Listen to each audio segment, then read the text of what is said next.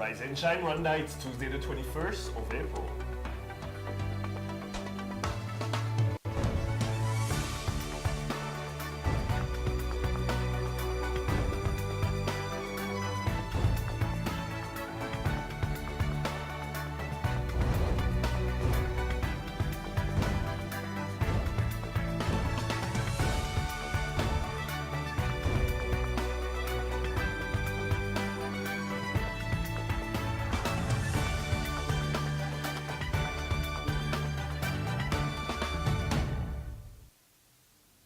Coming up on today's Rise and Shine Rwanda. We find out what one organization is doing to keep us healthy. The tech world is all about solving problems, and today we learn about a new Diaspora service. And we meet a band that's strengthening its voice in the Rwandan reggae scene. Good morning, it's just after 7 o'clock in the morning and you're watching Rise and Shine Rwanda with me, Makeda Mahario. And me, Regis Isheja, and over the next hour we'll bring you everything about the news, entertainment and sports. And the whole Rise and Shine crew is here with us. Good morning, guys. Good morning. And Fidelis, what do you have for us in the world of the money? Well, in the money today, we get to learn about a new app that's going to help diaspora people, help us take care of our bills. So no more excuses, people. No more Let's excuses. got new tricks up your sleeves. All right, sports, Arnold, what do you have for us? Look ahead, the Champions League quarterfinals are here. We're going to indulge more in Barcelona, PSG, and the latest Formula One results. Ibrahimovic is back. So that sounds like a lot of fun. Okay, all that and more is still to come, but first, Rise and Shine, story of the day.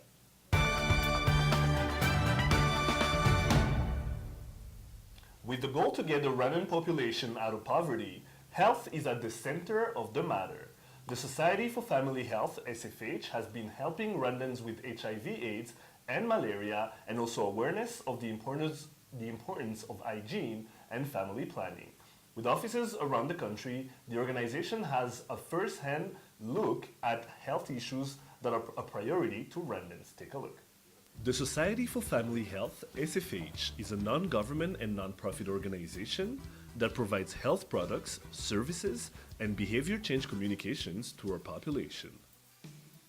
The organization aims at challenging Rwandans to change their habits and embrace a healthier life, a change that must start with a different mentality.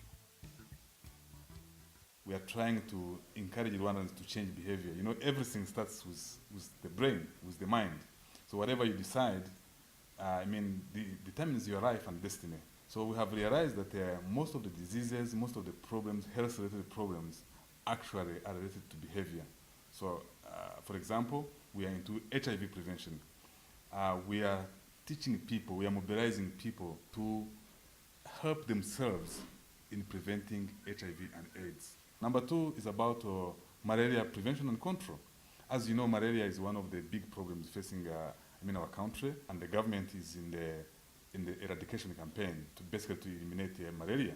So we are part of the we are partners with the government to support in the prelimination exercise by encouraging people, mobilizing people, sensitizing them to sleep under the net, but also to clear the bushes and the stagnant waters where the mosquitoes breed. We're also into sanitation, basically water, hygiene, and sanitation. This is a big deal for us. As you know, many diseases actually are basically because of lack of hygiene. So if you are able to clean yourself and you have sanitation around your house, around the utensils, you are clean, you really reduce a number of diseases. Malaria prevention, AIDS prevention, family planning, sanitation, all those are challenges SFH has taken on, hoping this could lead to a greater life for Rwandans, whether it be those living in Musanze, Kigali, or Huye, or those in rural areas. We have over 100 community-based organizations that are working with us. We have over 300 peer educators that are working with us. So basically we are in each and every district of this country. Despite the fact that we have limited staff, but we have really invested in our partnerships and community-based organizations. Behavior change is their main target, and they're not planning on letting up anytime soon. Our focus is behavior change. So when we see people adapting practices and behaviors that are healthier and safe, we are so excited. our measure of efficiency and achievement is called EDARI. EDARI means disability adjusted life years. Basically, how many people can you save in terms of estimates by using your products and services and the information they get. I got a report that our interventions have contributed to saving over 152,000 people. So basically, you have your interventions are estimated to have contributed to a person's choice to save his life.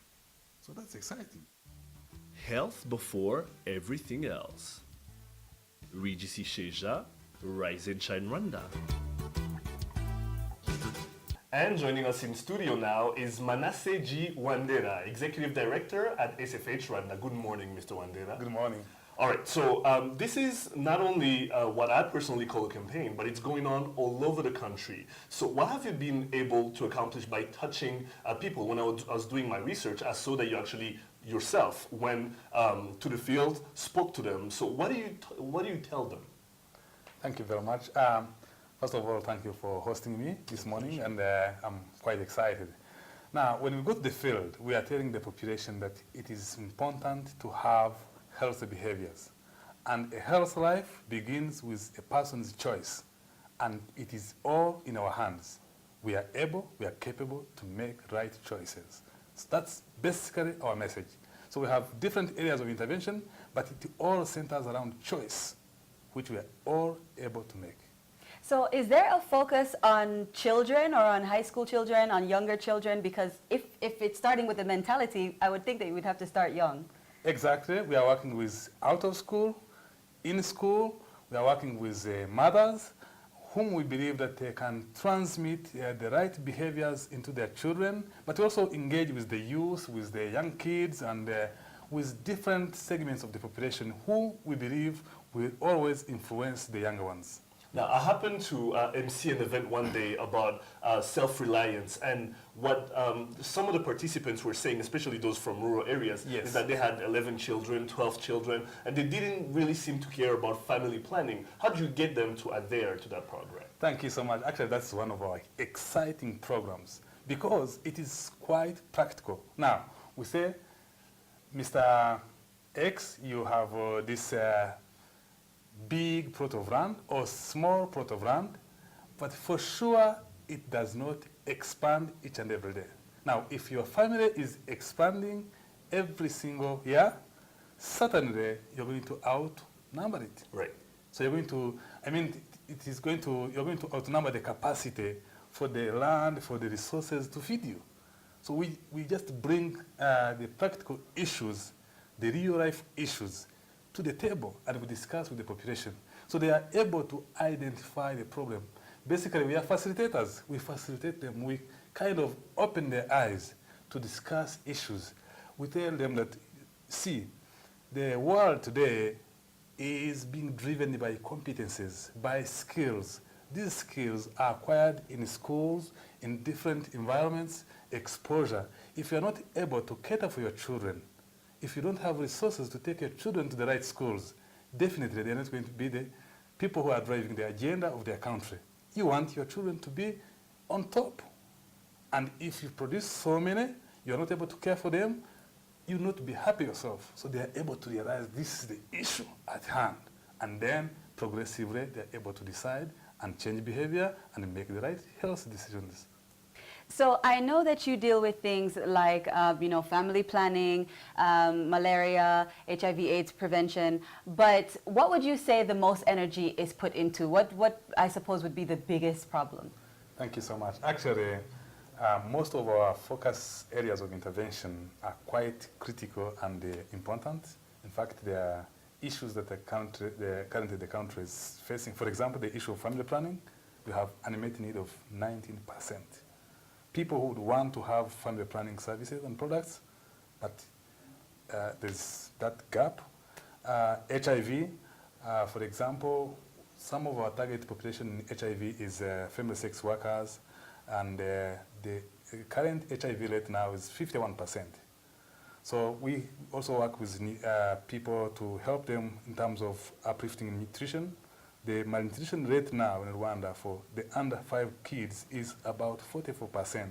So basically, the area is wide, but most of our energies are focused depending on the amount of resources we have at hand. Currently, we have over 50% of our budget towards HIV and AIDS, and believe me, it's a still big problem. 3% of our population is HIV positive. So that means it is a big problem. And just like I said, the 51% of family sex workers, and surprisingly, over 60% of the clients of family sex workers are stable couples. That's a big problem. So I'm not disappointed that we are putting most of our energies there, but definitely there's still a gap in different areas. Thank Right. you. Now, there's a number you mentioned in the report, which Yes. I want you to bring back up, which was, arguably the amount of people that you've been able to touch. Yes. That's one. And then my second question will be, there's an urban myth. Yes. I don't know if it's really a myth, it's closer to reality. Yeah. And it's about when someone is drinking tap water, Yes. they have a tendency of saying, "Nta chicu mwirabura," which in English is nothing kills the black person. Yes. Which, how do you get to those people and explain to them that it's important to have that water be good for them to drink it? Like, how do you explain it to people? So one thing is very clear. Untreated water or unboiled water definitely has some germs, absolutely, and they are unhealthy.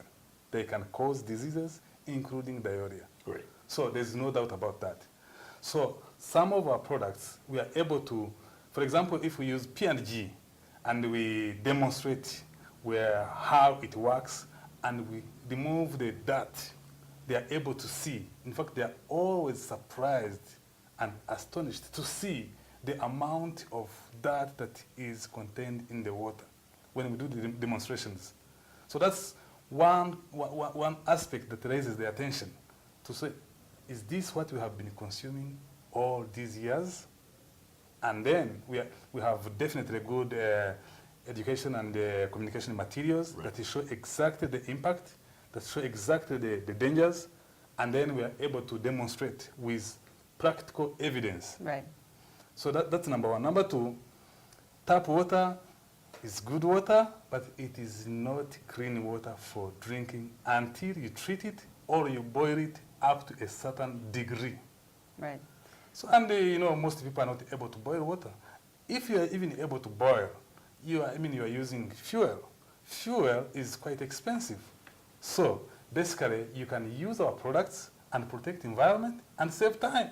Definitely things that are very necessary for the Absolutely. society. We appreciate you coming this morning, Mr. Wandera. We appreciate Thank it. you so much. Thank You're you. welcome Thank back Welcome anytime. back anytime. Thank you. You're watching Rise and Shine Rwanda. Stay with us. We'll be right back.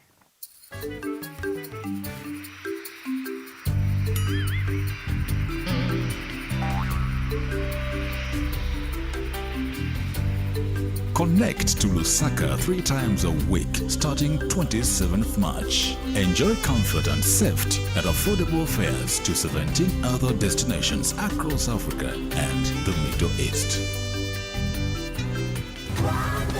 Fly our dream to the heart of Africa.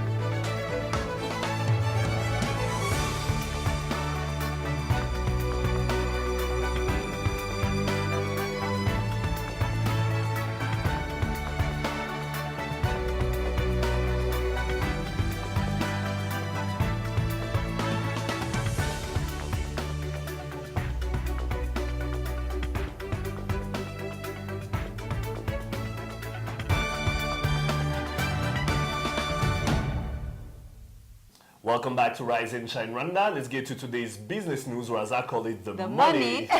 Fidelis Karangwa has the details.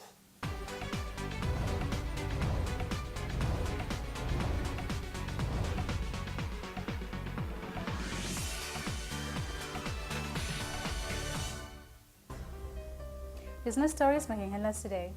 The National Agricultural Export Board has reassured tea farmers, dealers and buyers on the quality of the country's tea exports. This comes after some of Kenya's tea was rejected by China due to high levels of fluoride in the leaves, which was caused by intense use of pesticides. Officials say there is no cause for alarm, noting that Rwanda uses proper husbandry practices to ensure quality of tea, and the Export Board is working with tea farmers and processors to ensure they adhere to quality standards. Government officials have announced a new milk processing plant is under construction in Nyabuyu district and set to launch within the next 3 months. The plant, which is located in Mukamira, will process a variety of dairy products and will provide market to cattle breeders grouped in cooperatives in the area. It is expected that construction will be completed by June, as about 90% of it is already done. Now, during the 1994 genocide, many Rwandans were forced to leave their country and seek refuge elsewhere. Well, times have changed, and while many are moving back and are amazed by how transformed and developed the country has become in such a short time, many still live outside the country. Today we meet a young man, former Diaspora, who's gone ahead to start an innovative business that helps make the diasporas feel closer to home. Take a look. Antoine, like many other Rwandans, lived in Canada for over 20 years, but throughout this period he believed that Rwanda was still a struggling country. In his effort to find a conducive environment to start his business, he visited the East African region but was hesitant to visit Rwanda. But that was about to change. I toured the whole East Africa looking for a place where there's security, there is no corruption, and also technicians, good qualified technicians. So first of all, visited Burundi, and then Uganda. I've been in Kenya also.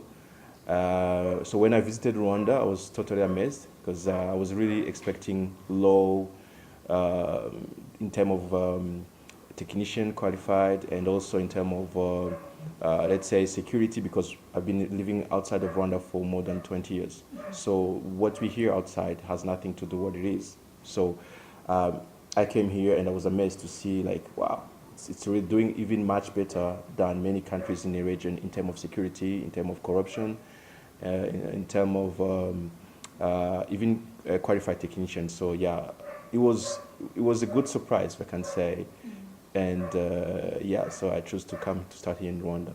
Having officially started his mobile application in January of this year, Antoine says his app is meant to ease transactions between Rwandans living in Rwanda and diaspora people, where they can easily buy electricity, airtime, and even pay tuition fees for their families that live in Rwanda.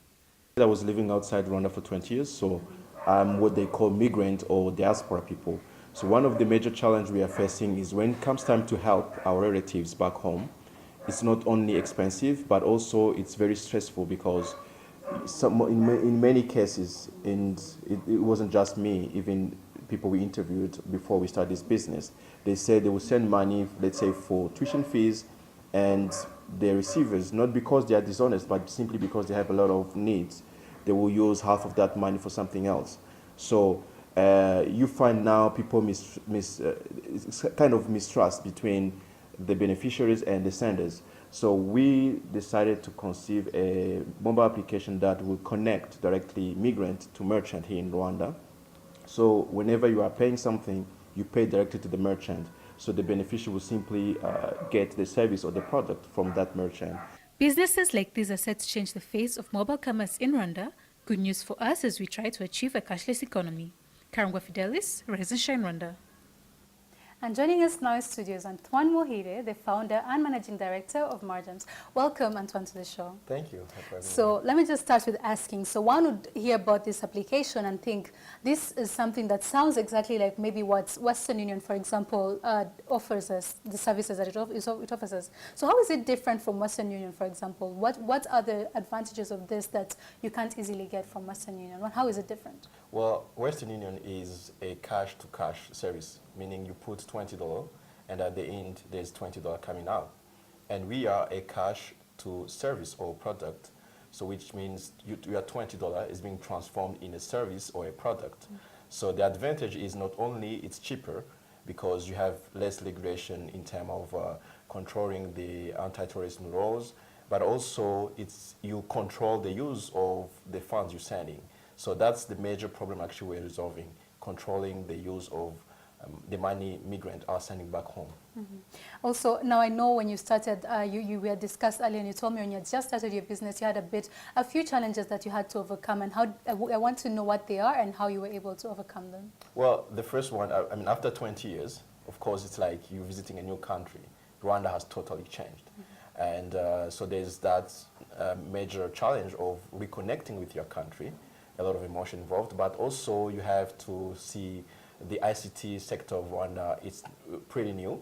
It's doing well, but it's pretty new. So I was really looking for well-qualified technician, given the kind of project I was bringing in Rwanda. And that was pretty challenging because I had to be very flexible in terms of when choosing the qualification, not being too rough on them because I'm going to train them, and I'm going to also make sure that we evolve. So I had to be really very flexible, otherwise I would have not found any well qualified in terms of what I was looking for. But right now we are doing very well.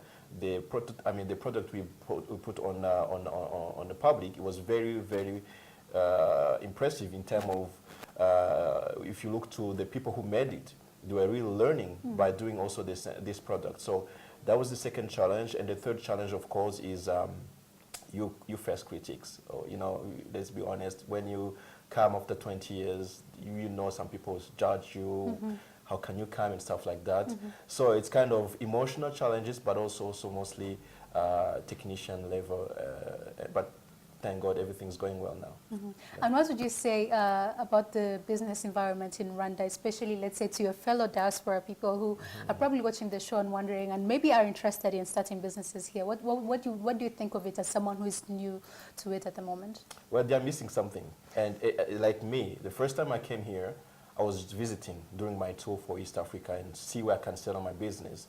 And once I realized, I was like, wow, this country is really doing much better than what we are expecting or what we are hearing from other medias out there. I realized that we are missing something. Rwanda is pretty new. There is no corruption. The security is totally there. I was leaving my laptop in a cafe to see if someone will steal it, and maybe I can go back and say, you know, there are still some people who steal your laptop, but it didn't happen. You know, and when you give money to, let's say, the motor driver and say, go get the change, he will come back and give you back the change. So when you're starting a business, you need security and you need zero corruption. So Rwanda is the place to be because it's the reality. And also for my fellow diaspora people is we got the chance to go outside and to see what's going on outside. So we are well equipped to come and take advantage of that environment where you can do business very easily without any insecurity. And I'm pretty sure in 10 years we're going to be billionaires.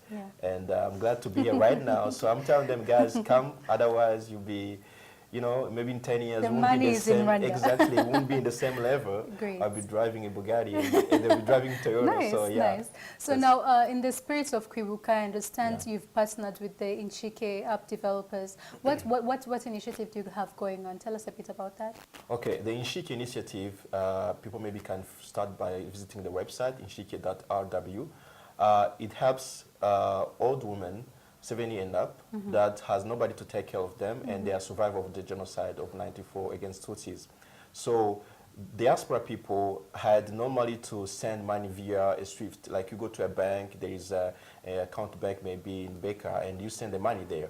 But you know, when we are in in Canada or America, we don't have that much time really to go in a bank. We want something that can be done fast. Yeah. So our application, as you paying for airtime or tuition fees, it allows people from the diaspora to donate directly to the Inshike without leaving their offices or home, and there are no charges this time on that donation. So if you donate $5, the Inshike will get $5. And I think this is a good initiative that the young people got here, because it's actually the ICT chamber who started to see how technology can help those people, and we got associated with them. So I think it's a good initiative because diaspora people really want to help, and the deal of $5 will make a difference in those elders' lifestyle. Yeah. Perfect. So we thank you very much for coming to the show. Now we know you have big plans from Diaspora helping us to pay our mortgage loans. We're just looking forward to all these amazing things that you have planned. We wish you all the best. Well, thank you very much for having me. You're welcome. Thank you.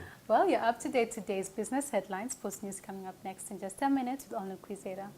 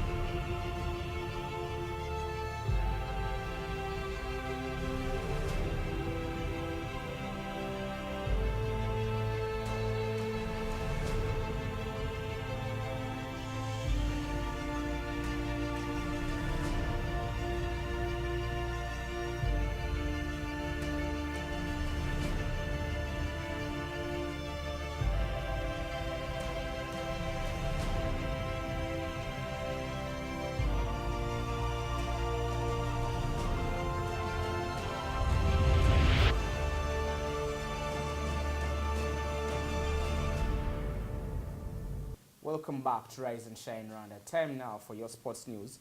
I'm an old Crusader.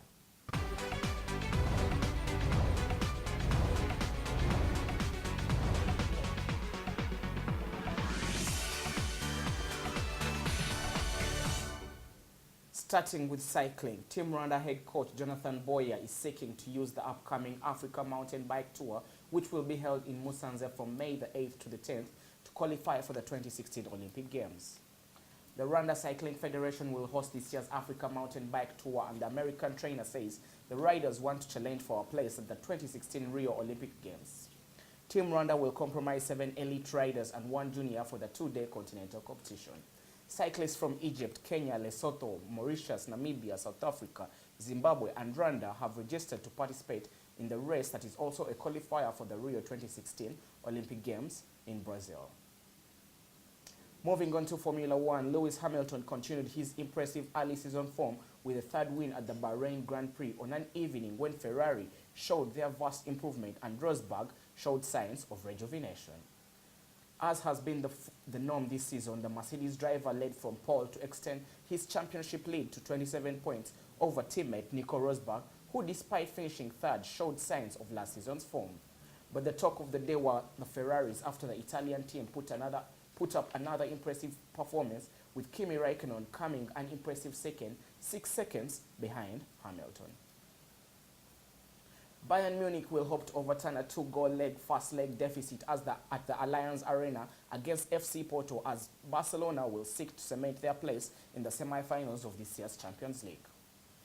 Pep Guardiola will hope the return of inspirational midfielder Bastian Schweinsteiger will inspire Bayern Munich to overturn a first leg loss in Portugal. Bayern will be without a string of key midfielders for the clash. In the other fixture, Paris Saint-Germain will hope the return of Zlatan Ibrahimovic will inspire the French team to a shock victory over Barcelona after losing the first leg 3-1 in Paris. The Africa Mountain Bike Tour that's about to take place in Musanze, is that like what Rwanda can use to actually go to Brazil? I think it's a great opportunity for Rwanda, especially being that Rwandan riders will be at home. They're in territory that they're familiar with. We saw that with the Tour de Rwanda, them win a great performance last year because, you know, when you're a home-based team, you have the advantage. Right. You know you're terrain-based.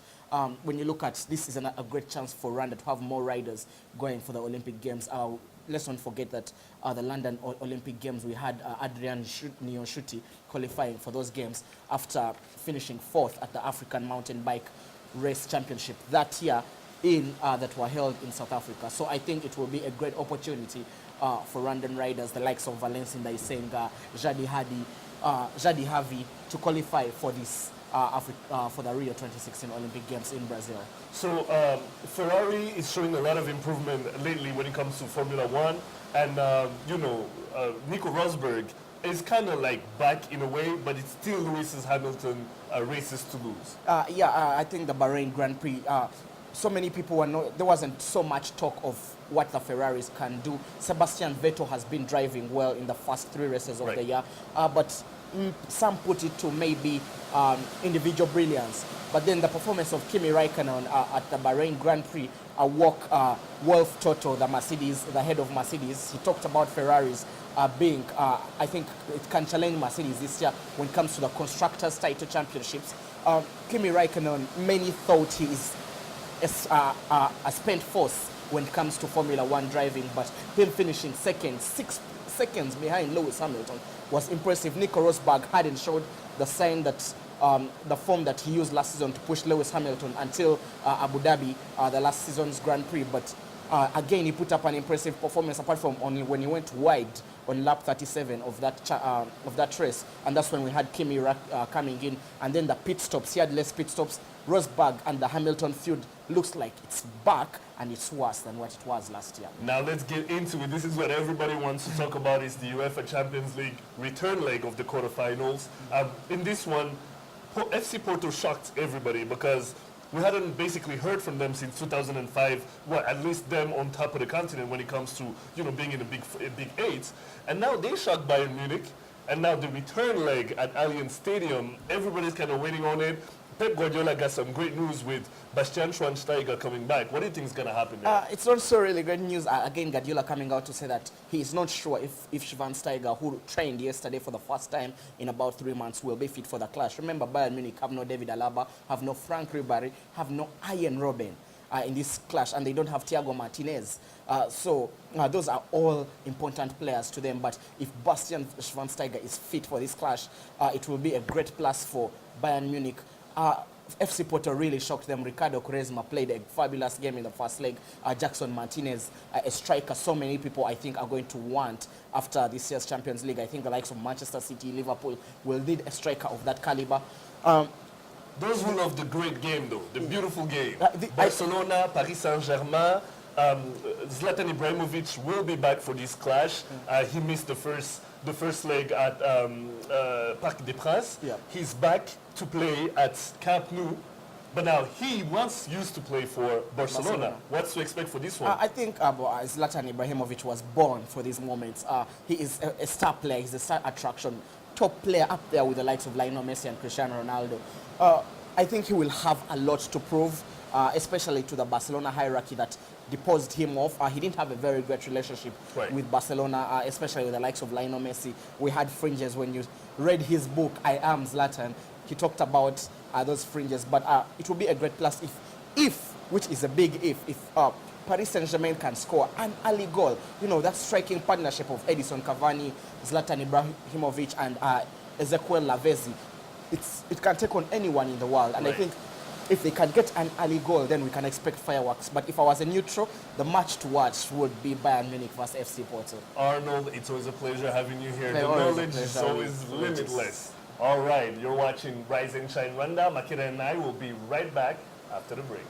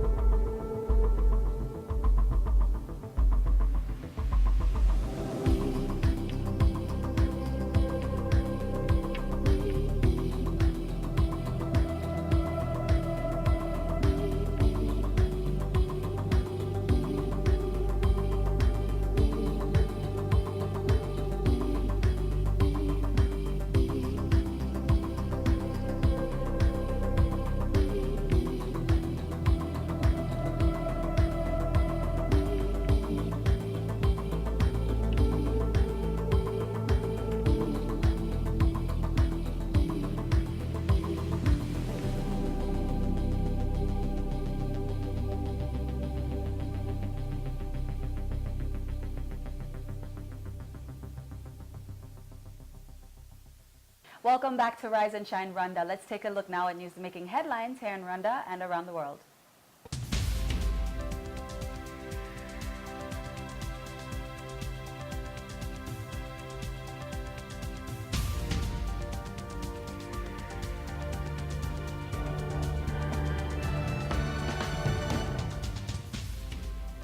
His Excellency President Paul Kagame is in the Algerian capital, Algiers, for a three-day state visit. President Kagame held bilateral talks with Algerian President Abdelaziz Bouteflika with the goal of strengthening the long-standing Rwanda-Algeria relationship. He began his visit with a tour of the Algerian National Liberation Museum and later a wreath at the Makam Hassid Monument in honor of the march of the Algeria's War of Independence. The Liberation Museum tells the story of Algeria's liberation struggle as well as the country's rich history. The East African community has begun a research project addressing a discrepancy between agricultural policies, strategies, and practices as part of efforts to address food insecurity in the region. Some regions grow crops without first knowing where to sell the produce, which leads to losses and wastage due to poor prices. The $600,000 research project is expected to take 2 years and will involve assessing of crops which are grown on suitable land, how regional markets can be connected, and how produce can be redirected if not grown in the right place. The project will focus on beans, rice, and maize. 7 people believed to be behind several burglaries in Kigali have been arrested in an ongoing police operation. 3 of the suspects were arrested in Gisozi sector, Gasabo district, after they were found with some of the electronic equipment that had been stolen from an office in Centenary House on April 4th. The recovered gadgets from the trio's house in Kamseze, Lucelle, include a flat television set, still camera, and a computer. 2 others were apprehended after they were found with 300 kilograms of rice and 10 cartons of imported gin called Uganda Waragi. The suspects are currently detained at the Remera and Nyamirambo police stations. More than 300 people have been arrested in South Africa in connection with a wave of violence against immigrants from other parts of Africa. The South African government issued a warning to those responsible, saying they would be subject to, quote, the full might of the law. At least 6 people have been killed in the past 2 weeks. Armed groups have been targeted shops run by African immigrants, accusing them of taking jobs from locals. Thousands of foreigners have fled their homes to shelter in makeshift camps, and neighboring Zimbabwe, Malawi, and Mozambique have announced plans to evacuate citizens. Official data suggests there are 2 million foreign nationals in South Africa, which is about 4% of the total population.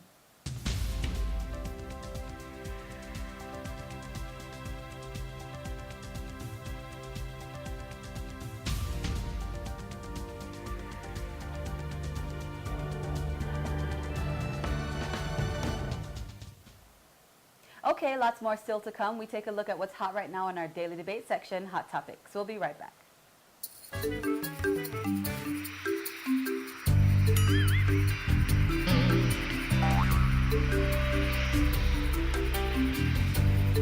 Connect to Lusaka 3 times a week starting 27th March. Enjoy comfort and safety at affordable fares to 17 other destinations across Africa and the Middle East.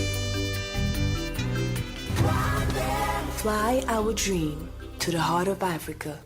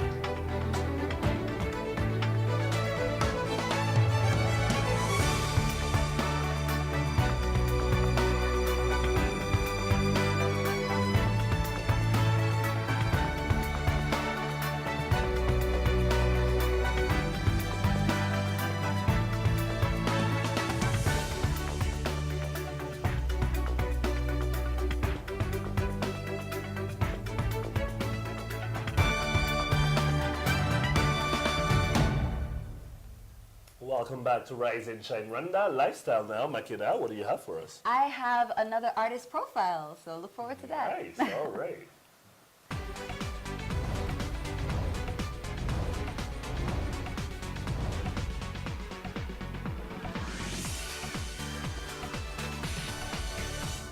Formerly known as Kids Voice, this up-and-coming band is a force to be reckoned with.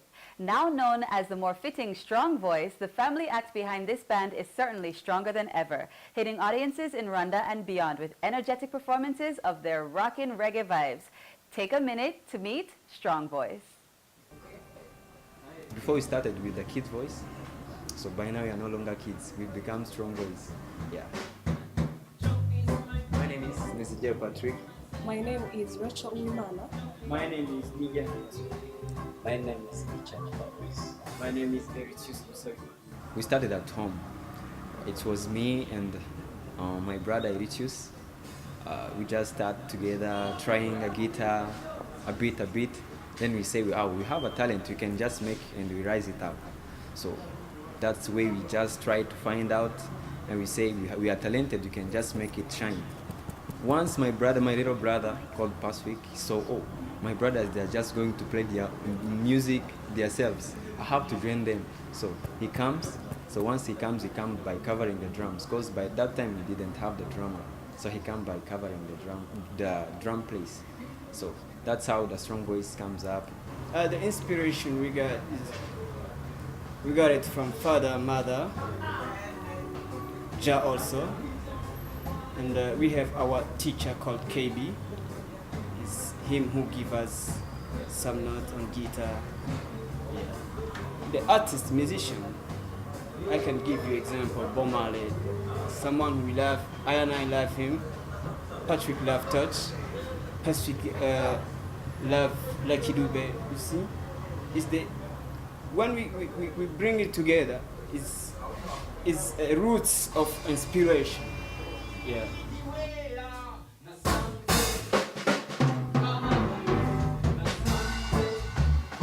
Strong voice also is going to achieve great things in Rwanda. It's going to send the message in the people of Rwanda. Yeah, I think so. What's the message? The message is to be in one, to be one and unity. Yeah. To bring Africa, to develop Africa. Rastafari. And now I'm here in studio live with lead singer Patrick from Strong Voice. Welcome to the show. Thank you. And good morning. Okay, so tell me, we just got a small introduction there. We learned about, who Strong Voice is and stuff like that. Yeah. But now I want to know, what is Strong Voice up to right now? Are you working on your album? Are you working on your live performances? Oh, great. Right now we're just working for the third album. For that one we have presented this for the previous one, the first album we did. By now we're just recording the second album and the third one at the same time. So at the launch we shall make both. We shall launch both albums at the same time. You're making 2 albums at once? Yes. So how is that going? Oh, just good. We're just trying a bit. Yeah? Yep. Okay, so tell me, I know that you do reggae music and a lot of the music has, good, positive messages, like what your brother was saying there, it's kind of about unity and stuff like that. Yes. But what is the inspiration? Like, how do you come up with the songs that you write? Because your older brother was telling me that you all write your own music. Yes. So the inspiration is just come from Ja. After getting the inspiration from Ja, I can just tell you that the Bible, it's just inspired me. How I can just say too long, see, by checking out what is written, what the prophets had said. So they just inspire me so much. Even the Bomale, Lucky Dube, even Peter Tosh, they had strong words which can just make up the word. Yeah. Even so, on the side of Strong Voice, we just check out the situation which is on that time. So if there is no peace in one country, can just say, no, we don't need this one. We have to sing it in order to encourage people. What is peace? Yeah. So you all in the band are brothers and sisters, or you say that you're brothers and sisters. Yes. Are you actually really family, brothers and sisters, yes, same mom, same dad? From same dad and same mom. Everyone? Yeah. So how is it that everyone got to get into music? Because, sometimes there are some people in a family that are into music, some who aren't. How is it that everyone got involved? Actually, it was not easy to be together with the sisters, because the sisters it was somehow difficult to come up with us. So we just started, me and Eritius, just start playing the music a bit. Then once, my young brother, there is sometime we went to play at Alpha Palace. Oh, he saw that we were together, me and my brother Eritius. Why? He said, why can't I join my brothers? They don't have a drummer, so I can just go in the cover that the drum plays. So once he went home, he said, I should run the drums. So he just tried a bit, learning a bit. So he said, this concert, we had the concert on 11 May. I said, on this concert I should perform me too. So he said, you go ahead. So once he played the drums, he played good. And then after him, your other siblings got involved? And other sisters, they just say, they have getting jealous. Yeah, they said we have to join our brothers because they have unite. So we have to join them, then we make a good things. So how long have you been doing music? How long has the band been together? By now, since 2006. So that's quite that's quite a long time. Yeah, it's long almost time. 8 years. 8 years. So you started when you guys were all young, and you called it Kids Voice. Yeah, before we was Kids Voice. Right. But by now we are no longer kids. So what would you have to say, if you had anything to say to any young people out there who they want to start music but they think maybe I'm too young or something like that? What I can just say, if you do have the feelings of the music, don't be afraid. What you have inside you have to make it up. Because what you have inside it just change the hearts of people, the mind of people. So you just make it up because it's a really good thing. Yeah, that's what I can just say. And there is something I can just say right now. So some people, they just say reggae music is all about smoking, marijuana, ganja, marijuana, something like that. So for the reggae, if you just love reggae, you just love the message. Don't love what we call the drinking, something like that, smoking ganja. No, it's not about reggae music. Reggae is just giving the message to people that's what we call reggae positive music. message, Yeah, positive message. Yeah. Good vibes. Good vibes, yeah. Okay, so last thing I want to know, well, in the video we see your older brother saying that he got his inspiration, or Kid's Voice, or Strong Voice got the inspiration from your mom and your dad. Yes, so are they yes. also musicians? No, they are not. But they do love music. Even if you are going to play the music, they just come with us, then they assist what you are doing. And is that where you learned about Rastafari and things like that, or is it from the music? It's just family music. Just from the music? Yeah. Okay, well, speaking of the music, I want to hear a little something. I see that you brought your guitar. Yeah, it would be very nice if we could just get a small sample. Okay, can just make it. Okay, perfect. Okay. Live on Rise and Shine, we have Patrick from Strong Voice. Strong Voice. When I say, Jah is my way, why you say, you gonna cut me down? When I say, Jah is my way, why you say, you gonna cut me down? Jah is my creator, Jah is my savior, Jah is my way, Jah is my Lord, Jah is my King, Jah is my sweet, sweet Lord. Jah is my creator, Jah is my savior, Jah is my way. Jah is my Lord, Jah is my King, Jah is my sweet, sweet Lord. Every morning, every night, when I'm thinking about the story of my black people, where I see genocide, that I know men slavery, pain and proportions, fall for tribulation. Woo! Yeah. Very, very, very good. Really. Thank you so you. much. And Thanks on that note, I think we have to move on. Thank you so much for joining us today. And of course, don't go anywhere. Hot Topics is coming up next. Thank you.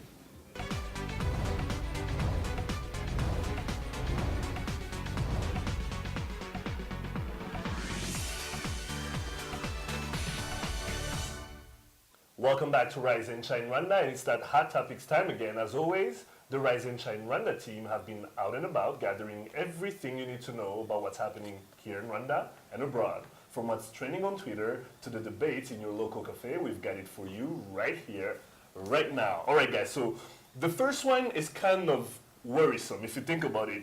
Nyiragongo, for those who know, is one of the volcanoes in Goma, northern Kivu, which is eastern the Democratic Republic of Congo, a region I know a bit too You well. know it a little bit? A little bit. And, you know, that's a volcano that's always, you know, at risk of erupting. You know, you're never safe. And that goes for Gisenyi as well, which is the Rubavu district. So when you think about it, there's an article in Dutch Welle on the internet that says that, you know, Nyiragongo is not only active, has been for a minute now, but it could erupt at any moment. So the population in Goma has been, you know, put on notice. They know about it. And it has kind of forced the DRC and Rwanda to cooperate. Now, we know those two countries are not, you know, haven't been on the best of terms for a while. And now, because, you know, the goals are common, they have to talk, they have to cooperate with one another. Now, some of the details we need to know is that it is the largest and most voluminous lava lake in the world, and it measures, listen to this, 10 million cubic meters. Now, 10 million cubic meters. I know a little bit about Nyiragongo because when you're in Goma, you can tell all the rocks are like black and dark.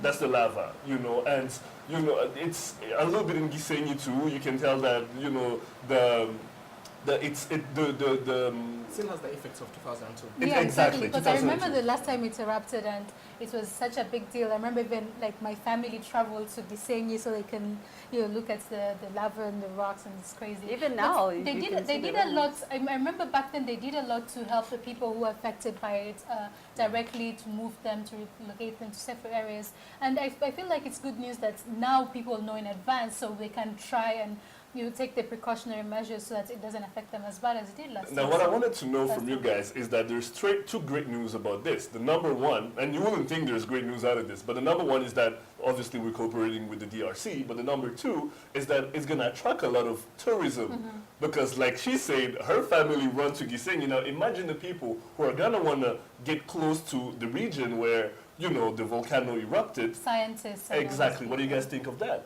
Right. I mean, honestly, you know, I can't, it's still a natural disaster. So, Right. you know, hopefully if it does happen, everyone is going to be safe. But I would love to hear everyone else's opinion, but honestly, we can't. It seems that we've run out of time already, imagine. So we're going to have to wrap up now. All right. Don't forget, though, that we love to hear your thoughts, comments, and feedback on what we're talking about here on Rise and Shine Rwanda. Tweet us at Rise and Shine RW. Like us on Facebook and send us any ideas for programs or tag us in your photos. Check out our Rise and Shine Rwanda YouTube page where you can catch all the shows and reports that we upload daily. Go ahead and find us on Instagram, Rise and Shine RW. We'd love to see your photos. Go ahead and follow us over there as well. Or check out our Rise and Shine Rwanda website. Well, that's literally all the time that we have for today's show, so we would love to hear your feedback. Do let us know if you have any ideas for the program. You've been watching Rise and Shine Rwanda with me, Makeda Mahario. And me, Regis Isheja, will be here same time, same place tomorrow. Do join us then. But for now, from the both of us, from this great family over here, I'm literally wrapping this. Have a great day. Bye-bye. Bye.